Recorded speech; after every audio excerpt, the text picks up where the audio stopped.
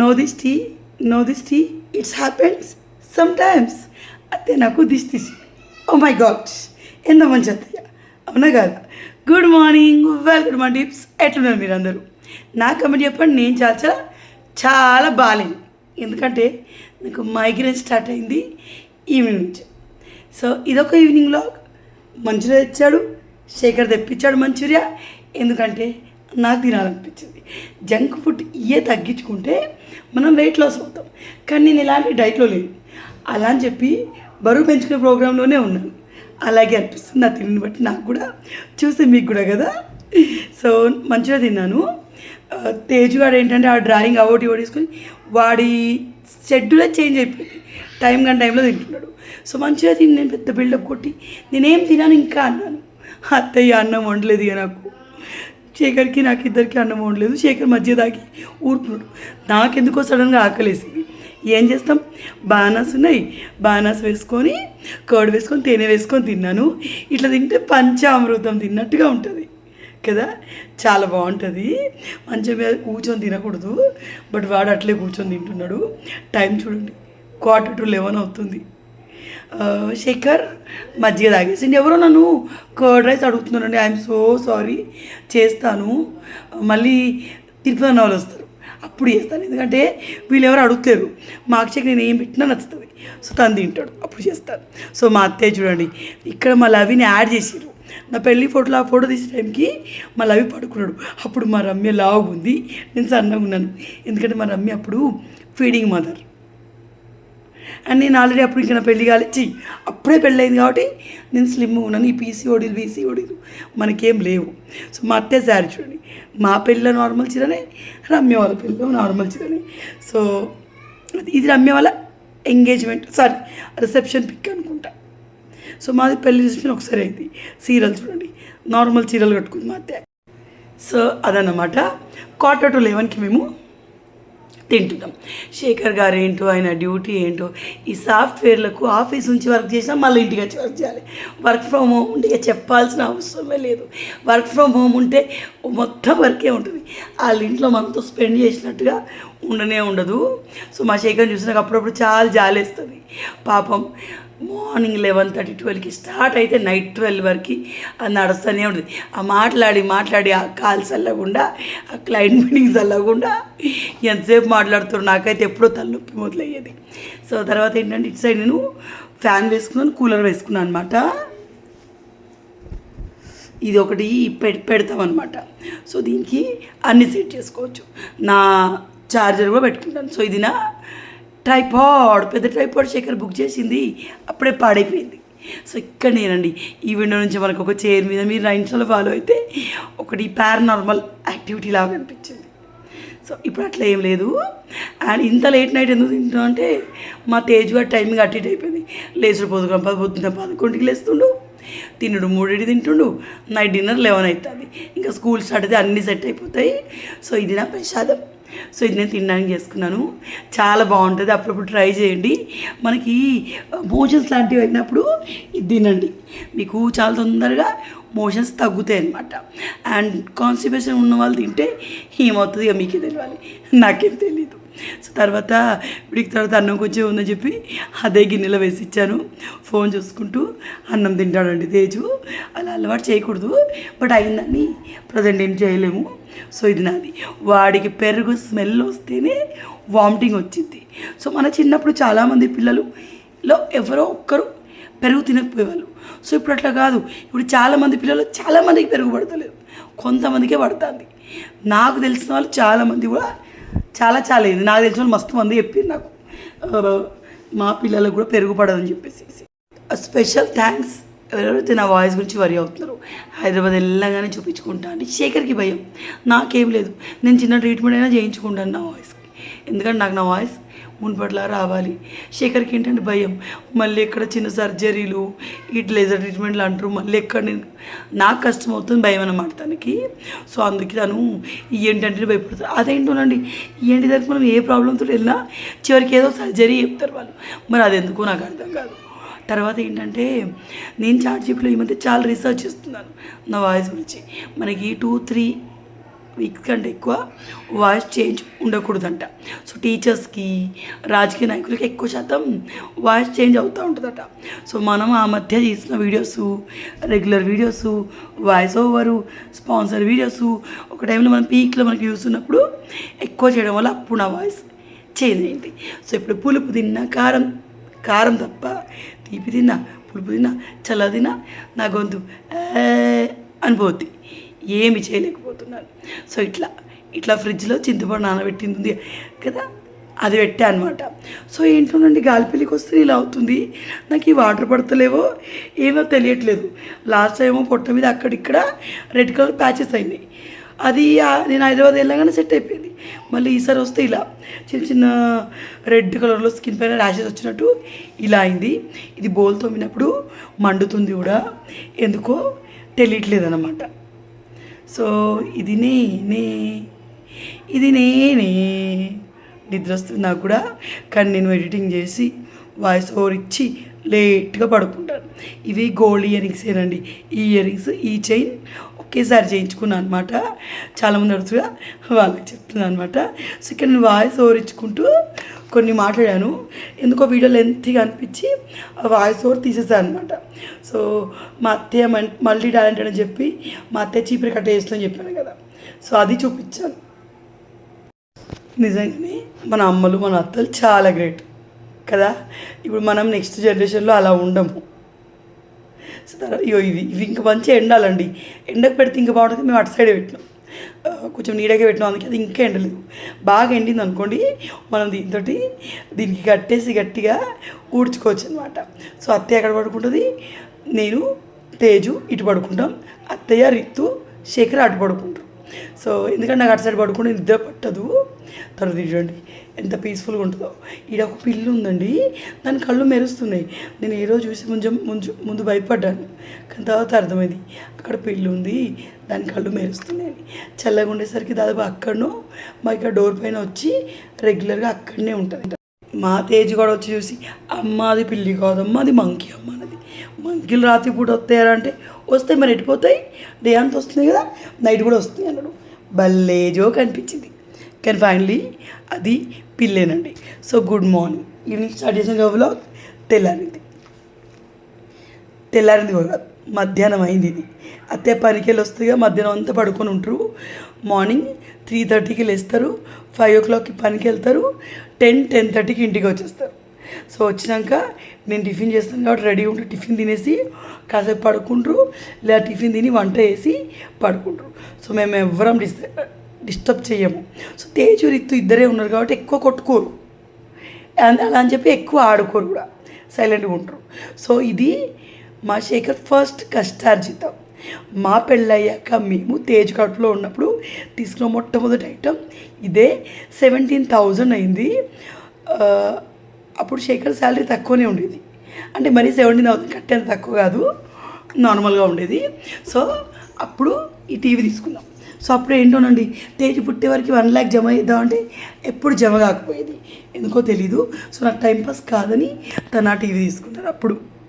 ఇప్పుడు మేము ఇల్లందుకుంటకి వెళ్తున్నాం, ఎందుకంటే డీమార్ట్లో సామాన్ తీసుకోవాలి, రావాలి, మంచం నేయడానికి, అంటే మంచానికి ఇంకొంచెం కావాలి కదా, నేసేదాన్ని ఏమంటారండి, నవారు. సో అది కూడా తేవాలన్నమాట. శేఖర్ ఇక్కడ మాకు తెలిసిన వాళ్ళు ఉంటారు, వాళ్ళ బండి తీసుకొచ్చారు. మాకు ఊర్లో బండి ఉండాలండి, చాలా ఇబ్బంది అవుతుంది, కానీ తీసుకోవాలి. దేనికైనా టైం రావాలి, డబ్బులు ఉండాలి. మా రిత్తుగాడు వాళ్ళ నాని సాయంత్రం బయట ఊడ్చిద్ది కదా, అందుకు వాడే ముందు నానొచ్చి ఇక్కడ కూర్చుంటుందమ్మా, మనము ఊడ్చి వెళ్దాము అని చెప్పేసి బయట ఊడుస్తున్నారు. ఒక చేతికి ఉన్న 5 వేలు ఒకేలా ఉండవు. ఒక తల్లి కడుపున పుట్టిన అందరి పిల్లలు ఒకేలా ఉండరు, ఒక్కరికి ఒక్క టాలెంట్ ఉంటుంది. సో అట్లా మరి రిత్తు నాకు కిచెన్లో చాలా హెల్ప్ చేస్తాడు. మా తేజు కూడా ఇమ్మీడియట్గా హాల్ సర్దుమంటే 2 నిమిషాలు సర్దేస్తాడు. మా రుత్తుగాడు కానీ తేజుగాడు కానీ ఇద్దరు కూడాను. సో అట్లా వాడి స్పెషాలిటీ వాడిదే, వీడి స్పెషాలిటీ వీడిదే అన్నమాట. సో చలో, ఎప్పుడైనా గుర్తుంచుకోండి, మీకు కూడా ఇది ఇలా అవుతుందా అనేదివా నాకు కమెంట్లు చెప్పండి. మనము బయటికి వెళ్తామని పొద్దున్న నుంచి అనుకుంటాం, తీరా బయటికి వెళ్ళే టయానికి మన హస్బెండ్లకు గుర్తొస్తుంది, అకౌంట్ నుంచి ఫోన్పేకి డబ్బులు ట్రాన్స్ఫర్ చేయాలి. ఆ విషయం మర్చిపోయాను. అడుగు అవతల వేస్తాం చూడండి, అప్పుడు లక్ష్మణ్ రేఖ దాటే ముందు గుర్తొస్తుంది అనమాట. మా శేఖర్కి అయితే ఎప్పుడు ఇంతేనండి, నాకు మస్తు కోపం వస్తుంది. సో నేను ఎలా తెలుసా, అన్నీ రెడీగా ఉంటాయి, అప్పుడు నేను ఇంట్లోంచి అడుగు బయటేస్తాను. సో మా శేఖర్కి అట్లా కాదు, వెళ్ళే ముందు ఇది తీసుకురావాలి, ఇది మర్చిపోయా, అది తీసుకురావాలి, అది మర్చిపోయా, అకౌంట్లో డబ్బులు లేవు, ఇవన్నీ అనమాట. సో ఇది ఫిల్టర్తో నా ఫేస్ ఉబ్బుగా కనిపిస్తుంది, ఇది ఫిల్టర్ లేకుండా నా ఫేస్ ఉబ్బుగా లేదు అంటే నేను అంత లావుగా లేననే కదా అర్థం. మీరు యాక్సెప్ట్ చేసేయండి. ఈ బండి చాలా కంఫర్ట్గా ఉంటుంది. నాకు ఎందుకు మా శేఖర్ తీసుకుంటే ఈ బండి తీసుకోవాలని ఫీలింగ్ బాగుంటుంది, కానీ మా శేఖర్కి ఈ బండి మైలేజ్ ఎక్కువ ఏదో అన్నాడు, నాకు బండ్లు పేరు తెలియదు. సో మేము వీళ్ళంతా కూడా బయలుదేరుతుంటే ఈ నానవ మనవలు పాలు తేవడానికి పోతుండ్రు. సో ఈ తొర్రిపల్ల తొండ చూడండి, ఈయన తొర్రిపల్ల తొండ అంటాను. బిడ్డ వాని చుట్టూ సరిగా లేకపోతే వాడిని ముళ్ళపంది నేనే అంటాను. వాడు భలే నవ్వుతాడండి. సో చలో ఇల్లంతకుంటకి వెళ్దాం. ఇల్లంతకుంటకి వెళ్తున్నాం అంటే నా ట్రైన్ కలుస్తాం, సామాన్లు తీసుకుంటాం, బయట ఛాయ్ తాగుదాం, వద్దాం. సో ఇటు వెళ్ళేటప్పుడు ఈవినింగ్ టైంలో నెమ్మలు కనిపిస్తుంటాయి అప్పుడప్పుడు. సో నేను ఖచ్చితంగా చూస్తాను అనమాట నెమ్మల గురించి, నాకు బాగా ఇష్టం. అండ్ ఈ ఎండాకాలం అవడం వల్ల బయట వెళ్తుంటే కూడా సన్సెట్ టైంలో కూడా వేడి గాలి వస్తుంది. సో సన్సెట్ చూడండి ఎంత బాగుంది కదా, బాగా అనిపిస్తుంది. నేను ఖచ్చితంగా క్యాప్చర్ చేస్తాను, సన్ రైజ్ కానీ సన్సెట్ కానీ, మధ్యలో ఎండ తప్పించి అన్నీ క్యాప్చర్ చేస్తాను అనమాట. సో ఇది వడ్ల కాంటలు, మక్క కాంటలు, ఇవన్నీ కాంటలు పెట్టే సీజన్ అనమాట. సో మా అన్నయ్య ఇదే పనిలో చాలా బిజీ ఉంటాడు, ఎందుకంటే మా అన్నయ్య వాళ్ళ సేట్ వాళ్ళకి రైస్ మిల్ ఉందన్నమాట. సో ఈ వడ్ల కాంటలు అవన్నీ ఉన్నప్పుడు ఇంకా అక్కడ అన్నయ్యని ఎక్కువ ఉండాల్సి వస్తుంది. మార్నింగ్ 4 o'clock లేచి వాళ్ళు లేపడం ఇవన్నీ చేయాల్సి వస్తుంది అనమాట. సో ఇది మా ఇల్లంత గుంటలో ఉన్న ఒక పెద్ద షాప్. దీన్ని మా లోకల్లో మా గాలిపల్లి వాద్రపుల వీళ్ళందరూ మా ఇల్లంతకుంటలో ఉన్న ఈ షాప్ని డీమార్ట్ అంటారు, కానీ దీని పేరు వి మార్ట్. సో ఇందులో దొరకని వస్తువు అంటూ ఉండదు, ఎవ్రీథింగ్ దొరుకుతాయి అనమాట. సో అలా కొన్ని ఆయిల్ ప్యాకెట్స్ ఇవన్నీ తెచ్చుకోవడం కోసమని మేము వచ్చామన్నమాట. సో బిస్కెట్లు కొత్త బ్రాండ్లు అన్నీ ఉన్నాయి. అంటే అక్కడ నేను వీడియో ఎక్కువ తీయలేదు, ఎందుకంటే మళ్ళీ ఊరు కదా, పైనుంచి కిందాక ఇట్లా చూస్తారు వాళ్ళు. సో మనకు అప్పుడు షై అనిపిస్తుంది, ఏం చేయలేము. సో అసలు మనకి డీమార్ట్లో కూడా ఈ మొనాకో బిస్కెట్స్ ఇంత బాగా మనం చిన్నప్పుడు తిన్నట్టుగా దొరకవు, ఇక్కడ దొరికినాయండి. మళ్ళీ నేను అబ్జర్వ్ చేస్తాను, మరి అమ్మ వాళ్ళు తెచ్చిన బిస్కెట్స్ అన్నీ ఫ్రెష్గా ఉంటాయి, మేము తీసుకుని ఎందుకు ఇటు వస్తాయి అర్థం కాదు. తీసుకున్నట్టు పెంటపాలే కావాలి, అట్లా వస్తాయి. సో సంచి అంతా నింపుకొని వచ్చి బయట నిల్చోను. శేఖర్ ఏంటంటే బకెట్స్ తీసుకుని వెళ్ళాడు. నేను చెప్పిన ఆ బకెట్లు కాస్ట్లీ ఉన్నాయి నాను వద్దు అని, మా ఆయన వింటాడా, వెళ్ళి అక్కడ అడిగి వచ్చి కాస్ట్లీ ఉన్నాయి, 200 రూపాయలకి వస్తాయి చూడు, అవి కొందాం తీయ అన్నాడు. ఎందుకు తినరో అర్థం కాదు. తర్వాత చలో సామాను తీసుకుని ఇప్పుడు నా వాడు తీసుకోవడానికి వెళ్ళాము. So this is Illanthakunta entry. ఈ మధ్య ఇక్కడ డబుల్ రోడ్ అవుతుంది చూడండి, మునుపు లేకుండే, ఈ మధ్య అంటే 3-4 years నుంచి అవుతుంది. రోడే చిన్న ఉంటుంది, అందులో ఇంకా డబల్ రోడ్ అవుతుంది, మేబీ పెంచుతారేమో. సో నా వారు మళ్ళీ 2 తీసుకోవాలి, 1 తీసుకోవాలి ఆలోచిస్తూ ఉంటే అత్తేమో ఒకటి తెమ్మంది, ఒకటి తెస్తే ఇంకో సైడు వాళ్ళకొచ్చు అంటే ఒకదానికి 3 పట్టినాయి రీల్స్. సో అట్లా ఆల్రెడీ ఒకటి ఇంట్లో ఒకటో సగం ఉంది, ఇంకో 2 తెమ్మన్నారు. కానీ శేఖర్ ఏంటంటే మిగిలే మళ్ళీ 2 తీసుకుందామని చెప్పేసి 2 తీసుకుంటాం అనమాట. సో ఇవి ఎప్పుడు వెళ్తామో తెలీదు. సో ఇవి ఇట్లా ఉన్నాయి, సేమ్ అట్లనే ఉన్నాయి. మనకి 300కి ఒక చుట్ట, 2 చుట్లు. తర్వాత ఏంటంటే ఇంకా అన్నయ్య కాల్ చేసాము, శేఖర్ ఛాయ్ తాగుదాం రా నటరాజ్ అంటే అన్నయ్య సరే వస్తున్నా అన్నాడు అనమాట. అన్నయ్య పనిలో ఉండడు, కానీ బావ కదా రమ్మంటే రాకుండా ఉంటాడా, వస్తున్నా అన్నాడు. ఈలోపు మా కజిన్ సిస్టర్, మా పెద్దనాన్న వాళ్ళ కూతురు అక్క ఉంది కదా, టీచర్ అక్క, వాళ్ళ హస్బెండ్ వచ్చిండు, మా బావ వచ్చిందనమాట. సో మా బావ, నేను, శేఖర్, అన్న, రుతు మేమందరం వెళ్ళి ఛాయ్ తాగుతాం. సో ఇది ఎక్కడ ఉంటుంది, దూరమే ఉంటుంది, గవర్నమెంట్ హాస్పిటల్ సైడ్ ఉంటుంది. ఛాయ్ చాలా బాగుంటుంది అక్కడ. అంటే నిజంగానే కదా, పెళ్ళి కాకముందు పెళ్ళైన తర్వాత ఎంత తేడా చూడండి. పెళ్ళి కాకముందు మా అన్నని పానీపూరి తెమ్మంటే కూడా పార్సల్ చేసుకొని ఇంటికి తీసుకొచ్చేవాడు, బయటికి తీసుకెళ్ళి తినబెట్టేది కాదు. ఇంకా ఛాయ్ తాగిపిస్తాడో చెప్పండి. కానీ అది చూడండి, ఇప్పుడు మా ఆయనతో వస్తే బడి తీసుకుపోతాడు, ఛాయ్ తాగిపిస్తాడు, బడి తీసుకుపోతాడు, పానీపూరి తినబెడతాడు. సో ఎందుకు ఇంత డిఫరెన్స్ చూపిస్తావు అన్న అంటే, ఇప్పుడు నీకు పెళ్ళయింది, నువ్వు మీ హస్బెండ్తో వచ్చినావు, తిరగచ్చు అన్నాడు అనమాట. భలే హ్యాపీ అయినా. సో చాలా అంత మగవాళ్ళే ఉన్నారు, ఎక్కువ షూట్ చేయలేదు. మిర్చి బజ్జీలు వడలు తీసుకొచ్చాడన్న. సో తర్వాత ఏంటంటే చలో ఇంకా చాయ్ తాగడం అయిపోయిందిగా, రిటర్న్ వెళ్దాం ఇంటికి స్టార్ట్ అయిపోయినాం. సో వచ్చాక ఇంకా అత్తయ్య ముందర తెచ్చిన దుకాణం అంతా ఓపెన్ చేయాలి కదా. సో నాకు మైగ్రేన్ స్టార్ట్ అయిపోయింది. మధ్యలో నాకు నా 10th వరకు, నా ఇంటర్ వరకు ఈ హెడేక్ విపరీతంగా ఉండేది. 15 days ఒకసారి వస్తే అస్సలు తగ్గకపోయేది, ఒక రేంజ్లో ఉండేది. తర్వాత అస్సలు లేదు, నా పెళ్ళయ్యాక కూడా లేదు. రీసెంట్గా 1 year బ్యాక్ నుంచి స్టార్ట్ అయిందండి. ఎట్లా నొప్పి పెడితే దారుణంగా వస్తుంది. మరి మధ్యలో గ్యాప్ ఎందుకు తీసుకుందో నాకు తెలీదు. సో మళ్ళీ స్టార్ట్ అయిపోయింది. సో ఇంకా తెచ్చుకున్నాను కదా, అన్ని తెచ్చుకున్నాక దుకాణం ముందర పెట్టకుండా ఎట్లా మా అత్తయ్యకి చూపించాలి. అత్తయ్య చెప్పినని తెచ్చాను, నాకు తోచినని తెచ్చాను.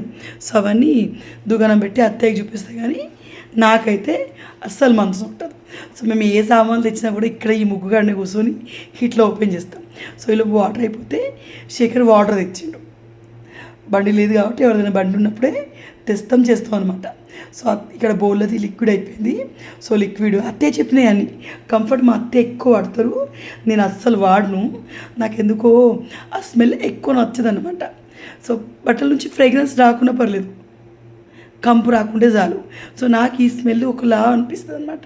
సో మనం ఆల్రెడీ వాష్ చేస్తాం కాబట్టి ఎలాంటి కంపు ఉండదు, అండ్ ఎక్స్ట్రా ఫ్రేగ్రెన్స్ నాకు అవసరం లేదు. సో అందుకే నేను వాడను అనమాట. అప్పట్లో కొన్నది పెద్దది ఇక్కడికి తీసుకొచ్చాను, ఇప్పుడు అత్తయ్య తెమ్మంటే తెచ్చాను అనమాట. సో బండి ఇవ్వడానికి వెళ్తే వాళ్ళు కాశీకి వెళ్ళి వచ్చారంట, ప్రసాదం ఇచ్చారు. మా తేజ్ వాడు చూసారు ఎట్లాంటి స్టంట్లు వేస్తారు వెనకాల. సో అలాగే చీర పెట్టించారు. కాశీ ప్రసాదం బిడ్డ ఇది అని అత్తయ్య అనింది.